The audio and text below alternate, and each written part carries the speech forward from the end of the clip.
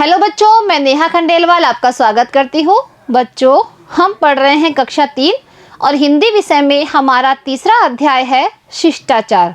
तो बच्चों, आज हम इस अध्याय से संबंधित भाषा की बात करेंगे। तो देखिए बच्चों, भाषा की बात में आज हम क्या सीखते हैं। यहाँ लिखा है मगन सबकी आंखों का तारा है। बच्चों, जो ये लाइन है वो हमारे इस पाठ में आई है। वाक्य में आंखों का तारा होना का अर्थ क्या होता है? सबका प्यारा होना। बच्चों, जो ये पंक्ति है उसका अर्थ क्या होता है? सबका प्यारा होना। ऐसे विशिष्ट अर्थ वाले रूढ़ वाक्यांशों को मुहावरा कहते हैं। क्या कहते हैं बच्चों? मुहावरा। जिन वाक्यांशों का कुछ विशिष्ट अर्थ निकलता है उन्हें बोलते हैं मुहावरा। आप भी पाठ में आए निम्न मुहावरों को जानकर उनका सही अर्थ के साथ मिलान करें। तो बच्चों, जो इस पाठ में मुहावरे आए हैं उनका हमें उनके अर्थ के साथ मिलान करना है।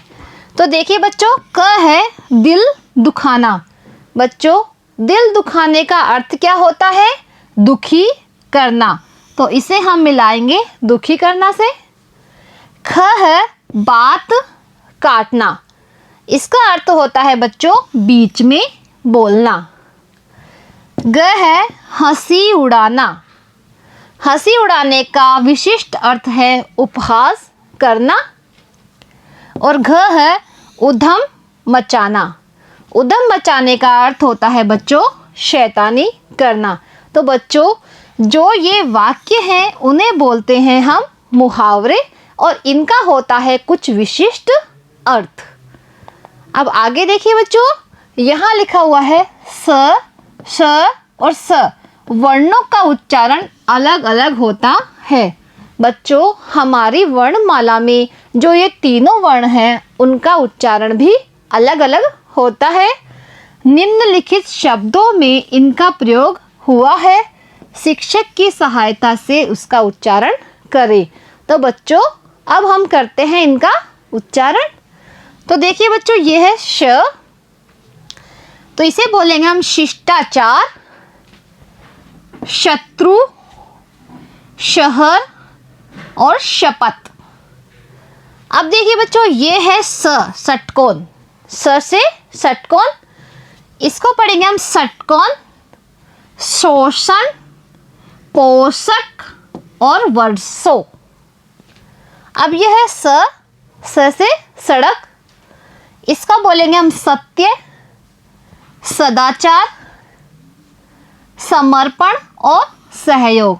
तो देखा बच्चों आपने कि जो तीनों वर्ण हैं उनका उच्चारण अलग अलग होता है। अब आगे देखिए बच्चों, यहाँ लिखा हुआ है मगन अच्छा लड़का है।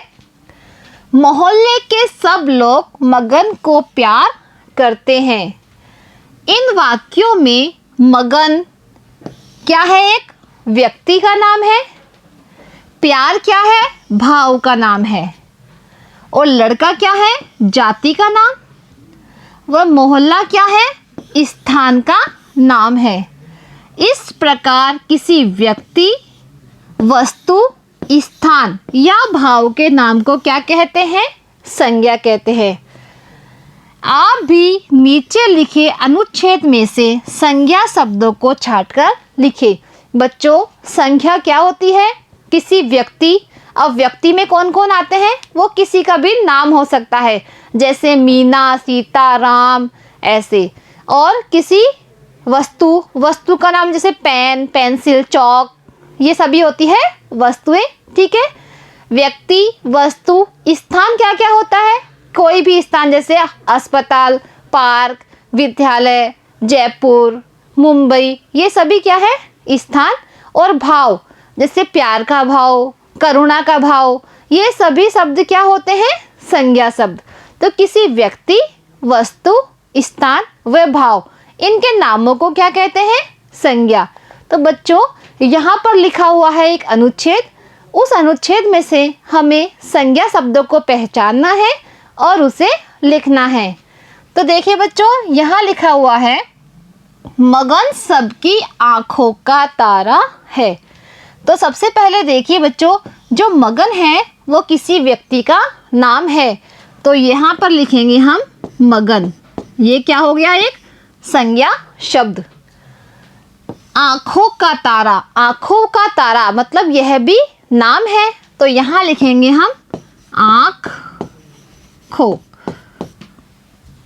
आखिर ऐसा क्या है मगन, मगन संज्ञा शब्द था, वो हमने लिख दिया है कि सब लोग उसकी प्रशंसा करते नहीं थकते हैं, वह हमेशा कचरा पात्र। अब देखिए बच्चों, जो कचरा पात्र है वो किसी वस्तु का नाम है, इसलिए इसे लिखेंगे हम संज्ञा शब्द में, कचरा पात्र।